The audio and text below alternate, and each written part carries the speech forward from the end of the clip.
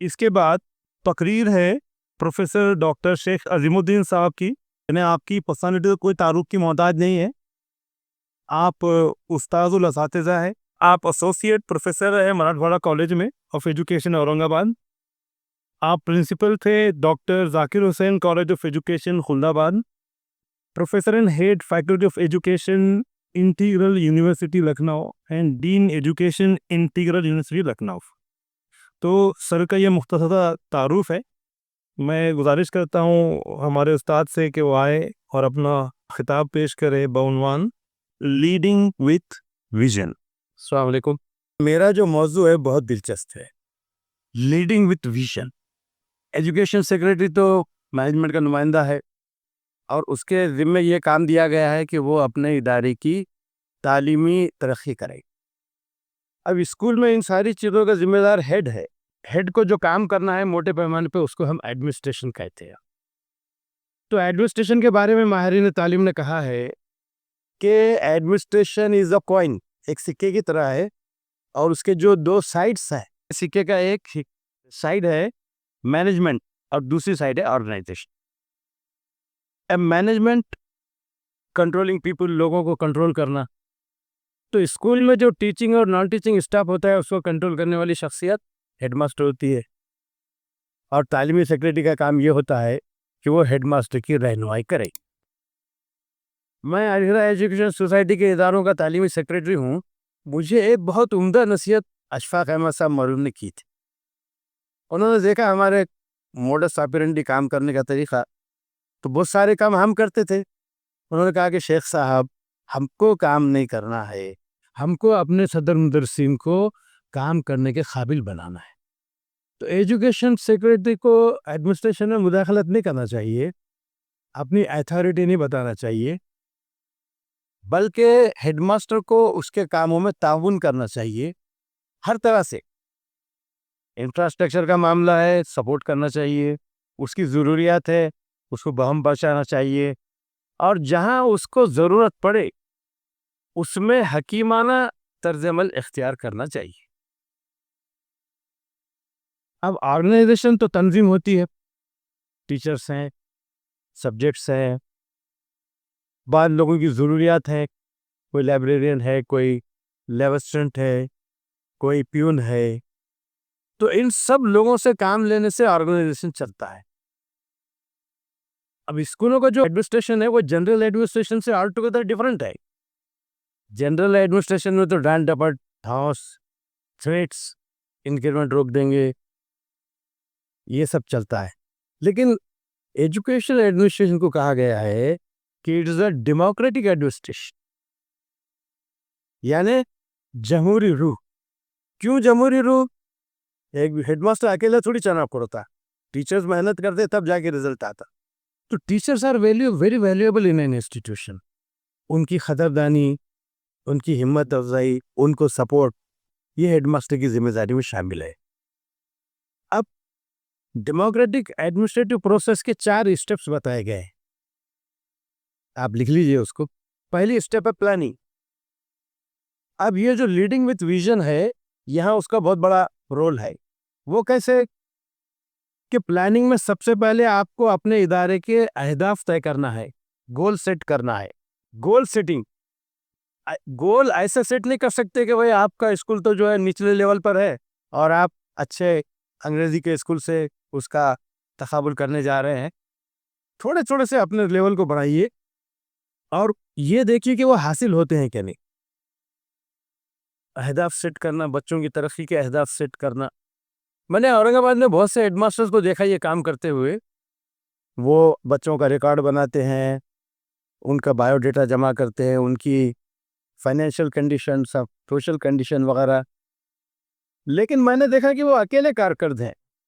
हमारे एक दोस्त मरहूम हो गए, मिर्ज़ा क़यामुद्दीन, भी एक बहुत अच्छे हेडमास्टर थे, बहुत काम करते थे स्कूल के लिए, सुबह से शाम तक और रात तक। He was a very dedicated person, लेकिन टीम को साथ में नहीं लिया। डेमोक्रेटिक एडमिनिस्ट्रेशन में टीम को साथ लेने से मिरेकल्स होते हैं। टीचर्स को कॉन्फिडेंस में लीजिए। फिर हेडमास्टर को थोड़ा वसीउल जेब होना चाहिए।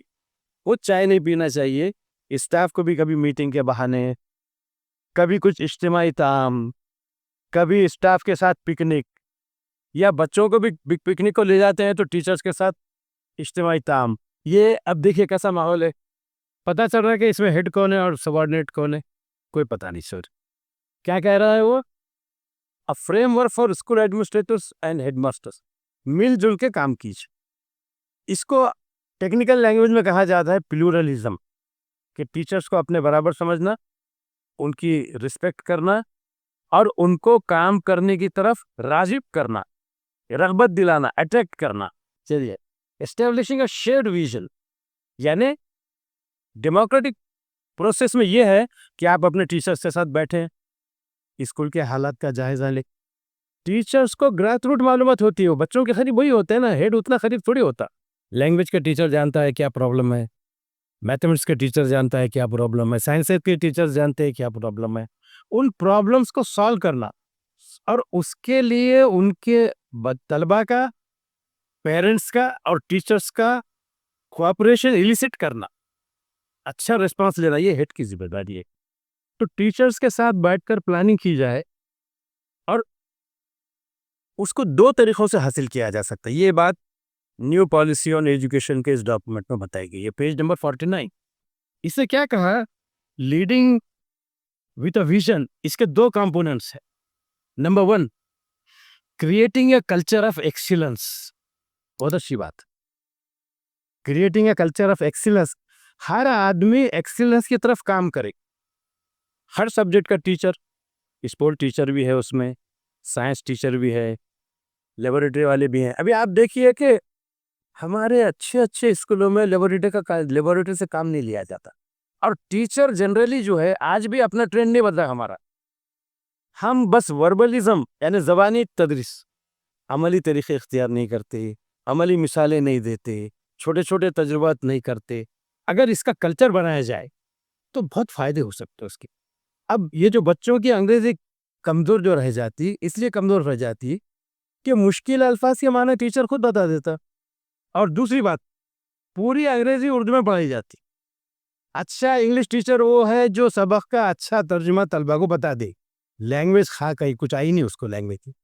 जबकि पढ़ाने का तरीका क्या है कि जो कंटेंट किताब में है उस पर छोटे छोटे क्वेश्चन फ्रेम किए जाएं। न टीचर जानता, न हेडमास्टर साहब देखते। हेडमास्टर का बहुत सा वक्त ऑफिस में ही गुजरता। उसमें दो बातें हैं, एक तो मोबाइल है, मसरूफ आदमी है तो मोबाइल ज़्यादा देखेगा, और दूसरा अब डिपार्टमेंट को जाना पड़ता है। अब डिपार्टमेंट को निकल के कहाँ जा रहा है, किधर जा रहा है, आप भी जानते, मैं भी जा, ये प्रॉब्लम। तो dedication and devotion, dedication and devotion and commitment, इसके अंदर बताया गया है कि हमारे पास ऐसे लोग लेना चाहिए हेड्स के लिए कि जो प्रोवन क्वालिटीज ऑफ लीडरशिप रखें। अब हमारे पास तो बस सीनियर कौन है बन जाता हो, कैसा ही मजबूर आदमी क्यों ना हो, सीनियरिटी क्राइटेरिया है। जबकि नई पॉलिसी NP 2020 कहती है कि प्रोवन क्वालिटीज उसमें होना चाहिए, और वो प्रोवन क्वालिटीज क्या है? वो प्रोवन क्वालिटीज हैं गुड कम्युनिकेशन स्किल। हेड्स में तालीमी सेक्रेटरी भी शामिल है, उसको भी वही काम करना है जो हेडमास्टर को करना है। दोनों स्कूल के मेयार को बुलंद करना चाहते हैं, वर्क कल्चर को अच्छा बनाना चाहते हैं।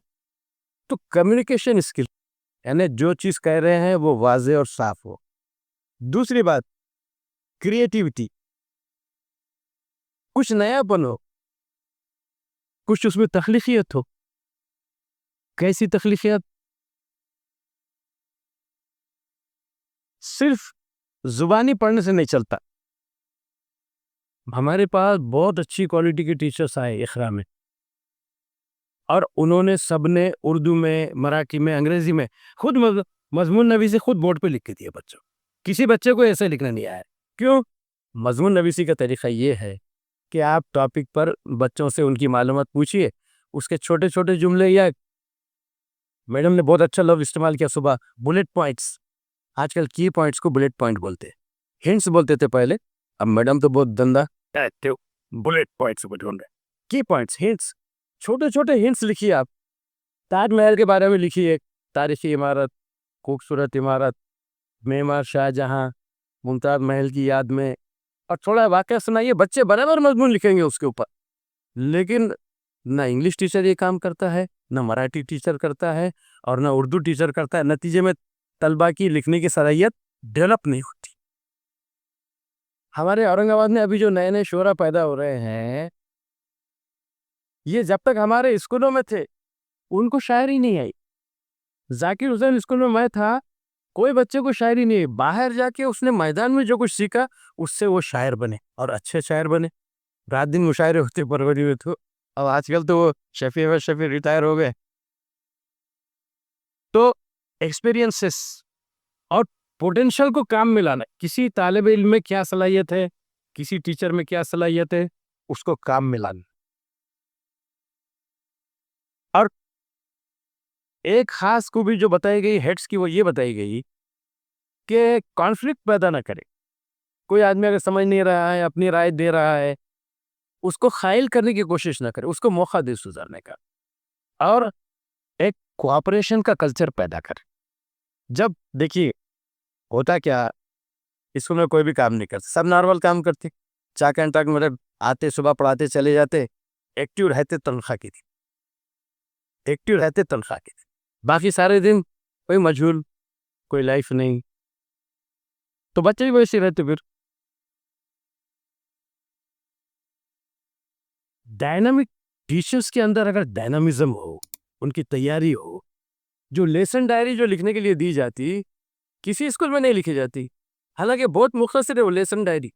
लेसन प्लान नहीं बनाना है, लेसन डायरीज देना है। कई हेड्स वो देखते भी नहीं। लेसन डायरी सिर्फ ये है कि टीचर तैयार क्लास में आ रहा है, और उसको चूंकि अलग अलग क्लासेस में जाना है, और 2-3 मज़ामीन तो हर टीचर पढ़ाता है, तो उसकी तैयारी हो, थोड़ा उसको थोड़ा सा चेक करना। क्या दौर था जब हम तदरीस करते थे, हमारे सुपरवाइजर और हमारे हेडमास्टर हमको चेक करते थे और हमारी गलतियां निकालते थे। आज दोनों भी मरूम हो गए, एम.ए. अलीम साहब और आखिर साहब। लेकिन हमको याद आती है उनकी, कभी कि हम उनकी वजह से हम बहुत सी हमारी खामियां दूर हुई। तो ये एकेडमिक डेवलपमेंट भी हेडमास्टर की जिम्मेदारी है, और टीचर्स की ट्रेनिंग भी हेडमास्टर की जिम्मेदारी है। हमारे पास एक बहुत लाइफ हेडमास्टर आए थे अली राय स्कूल में, बहुत क्वालिफाइड थे। वो बोलते थे, उन्होंने बीएड किया, उनको सब मालूम है, हम क्या पढ़ाएंगे उनको। अरे बीएड किया भाई, यहाँ काम कर रहे हैं, काम करने में खामी हो सकती है, और म्यूचुअल अंडरस्टैंडिंग हो सकती है ना, मिलजुल के काम करेंगे। तीसरी क्वालिटी बताई गई, कॉन्फ्लिक्ट रिजोल्यूशन, यानी किसी मामले में अगर तजाद पाया जा रहा है तो उसको दूर किया जाए। चौथी चीज है प्रॉब्लम सॉल्विंग। खुसूसन साइंस के मामले में, लेबोरेटरी के मामले में हमारे पास बहुत पुअर कल्चर है। हमारे अच्छे अच्छे स्कूलों में साइंस इक्विपमेंट नहीं होते, साइंस रूम नहीं रहता, ज्योग्राफी रूम नहीं रहता, हिस्ट्री रूम नहीं रहता। अगर ऐसा किया जाए, मुझे मैं एक इंटरनेशनल स्कूल में अपॉइंटमेंट के लिए दिल्ली गया, तो एक स्कूल में हमारा टीचिंग टेस्ट था।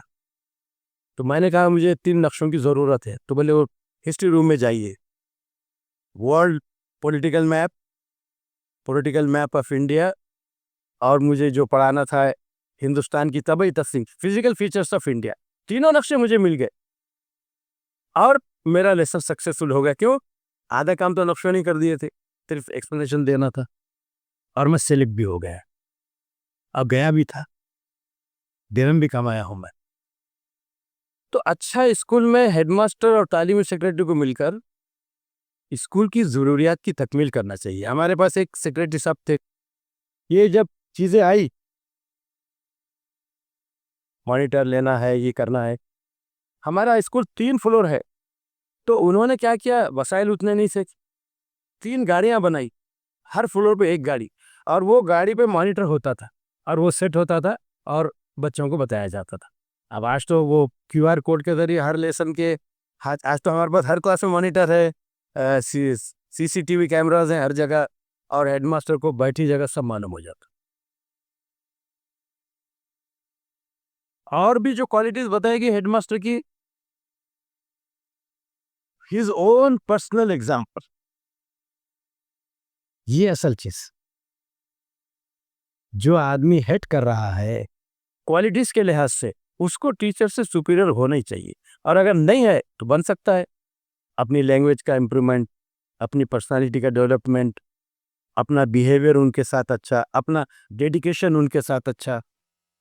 बीएड कॉलेज जो इतना हमारे कई स्टूडेंट बीएड कॉलेज के बैठे हुए हैं यहाँ पे, मैं आपको बताता हूँ कि हमारे प्रिंसिपल थे डॉक्टर अहमद हुसैन साहब। हमने उनको कभी कॉलेज जाते हुए नहीं देखा, हालांकि वो रास्ते में मकान था उनका और घर से पैदल जाते थे, लेकिन हमने उनको कभी जाते हुए नहीं देखा। हम व्हीकल्स पे आते थे, स्कूटर्स पे आते थे, लूना पे आते थे, वो हमेशा हमको ऑफिस में दिखाई देते और हमने कभी उनको अपने से पहले भी जाते हुए नहीं देखा। सब होने के बाद निकलते थे। और आज जो मराठवाड़ा कॉलेज ऑफ एजुकेशन की एक से एक बिल्डिंग्स है, वो सबके मेहमान डॉक्टर अहमद हुसैन साहब है। डिवोशन एंड डेडिकेशन और दियानतदारी, उनका मामला ये था कि डॉक्टर रफीक ज़करिया की कार में बैठना तो बहुत बड़ी बात है, हमने आंखों से देखा। स्टाफ के लोगों में, आसपास के लोगों में ये हिम्मत नहीं थी कि डॉक्टर ज़करिया के चेहरे को देख लेता। और डॉक्टर अहमद हुसैन साहब का मामला ये था, डॉक्टर ज़करिया कभी अपनी बीवी को लेकर कार में नहीं गया, अकेले जाते थे। एयरपोर्ट से अकेले आते थे, एयरपोर्ट अकेले जाते थे, एक दिन पहले आते थे, एक दिन पहले जाते, दोनों मियाँ भी अलग अलग आते थे। तो डॉक्टर अहमद हुसैन की पोजीशन ये थी कि वो फातिमा ज़करिया मैडम के बाजू कार में बैठ के चलते थे। 3 लोग चलते थे, सामने डॉक्टर ज़करिया की कार, हमारे प्रेसिडेंट मौलाना आज़ाद एजुकेशन सोसाइटी के, और पीछे डॉक्टर फातिमा ज़करिया मैडम और डॉक्टर अहमद हुसैन।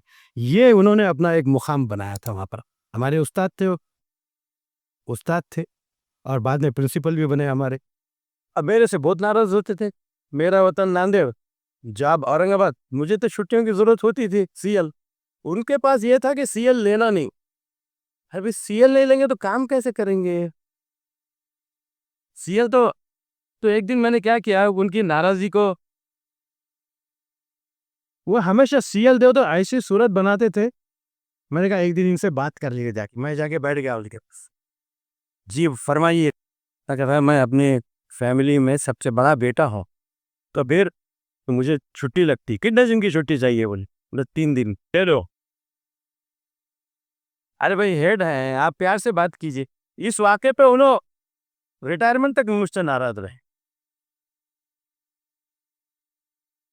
अरे कोई भाई छुट्टी लेना तो कोई बुरी बात है क्या? छुट्टी तो लगेगी ना। तो हेडमास्टर को अंडरस्टैंडिंग होना चाहिए, उसको टीचर्स के प्रॉब्लम समझना चाहिए, उसको टीचर्स का हमदर्द होना चाहिए, सिंपैथाइजर। दूसरी क्वालिटी बताई गई है लीडिंग फ्रॉम द फ्रंट, वो खुद एक बेहतरीन टीचर होना चाहिए और एक अच्छे मजमून की तदरीस उसको करना चाहिए। नंबर 2, उसमें क्रिटिकल थिंकिंग हो। टीचर वो है जो खड़ा हुआ हो, बच्चों को चेक कर रहा हो, ब्लैक बोर्ड पे जा रहा हो, तदरीस कर रहा हो, घूम फिर रहा हो क्लास में, उसको पूरी क्लास की वाकफियत होना चाहिए। ऐसी ही वाकफियत हेडमास्टर को भी होना चाहिए।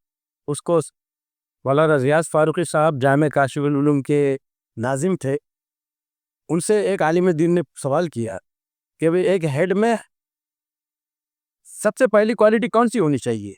तो मौलाना ने जवाब दिया, आगही, वाकफियत, कि टीचर्स कौन सा टीचर कहाँ है, क्या कर रहा है, उसके सब्जेक्ट का क्या हाल है, तलबा का क्या हाल है, ये वाकफियत होना चाहिए, तभी कहीं जाके उसकी तरक्की हो सकती। तीसरी चीज़ है बोल्ड एंड नॉट फ्रस्ट्रेटेड, हिम्मत होनी चाहिए उसके अंदर। पॉजिटिव, लोगों के साथ टकराव तो होगा, उसको पॉजिटिव रुख देना। Kind and caring and loving, अपने स्टाफ, होता क्या है हेड्स जो होते हैं, आप सब लोग इस बात की तायद करेंगे कि वो मैनेजमेंट की हाँ में हाँ मिलाते। हेडमास्टर तो स्टाफ का भी नुमाइंदा है, मैनेजमेंट का भी नुमाइंदा है, उसको मैनेजमेंट के पास रिप्रेजेंटेशन करना चाहिए टीचर्स के मफादात का, टीचर्स के मफादात का। क्यों? उनके मफादात की तकमील होगी तो वो खुश दिली से काम करेंगे। अब विजनरी लीडरशिप की और कुछ क्वालिटीज है मेरे पास। ही शुड बी इन्फ्लुएंशियल, मौसर हो। He should be creating a vision of the future. जो गोल्स सेट किए जाएं, तलबा में जो खामियां हैं उसको दूर करने के लिए, राइटिंग के बारे में, अंडरस्टैंडिंग के बारे में, लिंग्विस्टिक के बारे में, ग्रामर के बारे में, मैथमेटिक्स के बारे में, उसका एक विजन होना चाहिए कि भाई हमारे तलबा कैसे तरक्की करेंगे। अशफाक अहमद के चाचा अब्दुल्ला साहब हेडमास्टर थे गुलशन अतफाल हाई स्कूल के। उनका फोकस राइटिंग पर बहुत होता था। इंग्लिश की कर्सिव राइटिंग बच्चों को सिखाते थे। गुलशन अतफाल के स्टूडेंट्स की कितनी प्यारी राइटिंग इंग्लिश की। हम वहाँ प्रैक्टिस टीचिंग के लिए जाते थे, बच्चे बेहतरीन कर्सिव इंग्लिश लिखते थे। मुल साहब की तवज्जो थी, वो खुद रिटायर्ड हुआ स्कूल में रहते थे, वहीं तलबा को देखभाल करते थे। तो involvement, participation, dedication and devotion. फिर inspiring to the staff members to make it a reality. हमारे गोल्स हासिल होते हैं कि नहीं, ये उस वक्त होगा जब हमारे स्टाफ मेंबर हमारे साथ होंगे। अकेले हम काम नहीं कर सकते। इवैल्यूएटिंग परफॉर्मेंस, जो गोल सेट किए गए हैं उसका जायजा भी लेना चाहिए। भाई हमने जो गोल सेट किया, हमने तरक्की के लिए जो प्लान बनाया, उसका जायजा लेने से हमको अपनी कमियों का और प्रोग्रेस का पता चलता है। उसके बाद नॉट डिसहार्टन्ड बाय फेलियर। कोई आदमी काम नहीं करता है, कहीं कमजोरी हो जाती है, तो पस्त हिम्मत होने की जरूरत नहीं है, उस पर असर नौ काम करना जरूरी है। Brother struggling, making friends not enemies. बुरे और बिगड़े हुए आदमियों को भी दोस्त बनाना। अबू हनीफा रहमतुल्लाह अलैह के वाक़यात में आता है कि उनके घर के करीब एक मोची रहता था, और रोज रात में वो पी के आता था और गाने गाता था। और गाना क्या गाता था? अजाऊ, यानी तुमने बर्बाद कर दिया। कैफा फती युजा, कैसे नौजवान को तुमने बर्बाद कर दिया। अब इमाम तो अपने इबादत में रहते थे, लेकिन उसकी आवाज़ आती थी चीखने पुकारने की। एक दिन इमाम ने महसूस किया कि उसकी आवाज़ नहीं आ रही, तो मस्जिद में पूछा उन्होंने, अरे भाई वो आवाज़ नहीं आ रही, क्या बात है? तो बोले सब शुरता उसको पकड़ के ले गई, पुलिस उसको पकड़ के ले गई है। तो इमाम साहब थाने पहुंचे और पहुंच के बोले, भाई वो मेरा पड़ोसी है। अरे बोले साहब वो पीता और ऐसा करता। अरे भाई छोड़ दो, कुछ हो जाएगी। वो आ गया वापस। एक दिन रात में मिला, इमाम साहब को सलाम किया, तो इमाम साहब ने उससे कहा कि भाई हमने तुमको ज़ाय तो नहीं किया ना। वो इमाम का इरादतमंद बन गया, पीना फिलाना छोड़ दिया और हल्के में शामिल हो गया। दो ड्रास्टिक चेंजेस आ सकते हैं। मुरब्बी की अगर सही तवज्जो हो तो उससे ड्रास्टिक चेंजेस आ सकते हैं। मोटिवेटिंग एंड रिवार्डिंग, मोटिवेशन, हिम्मत अफजाई, पसंदीदगी, किसी के काम को पसंद करना, अच्छे अल्फाज में सराहना, पंदो नसीहत करना, और इनाम की कोई ना कोई शक्ल। और खुद हेड के बारे में आखिरी बात है, डी फटिगेबल स्टामिना, नहीं थकने वाला स्टामिना। उसको तो काम करते ही रहना है और पूरी उम्मीद रहना है। ये कुछ बातें मैंने अपने एक्सपीरियंस और कुछ किताबी इल्म और कुछ नई तालीमी पॉलिसी के डॉक्यूमेंट से पेश किया हूँ। वाखिर दावाना अनिल हम्दुलिल्लाहि रब्बिल आलमीन।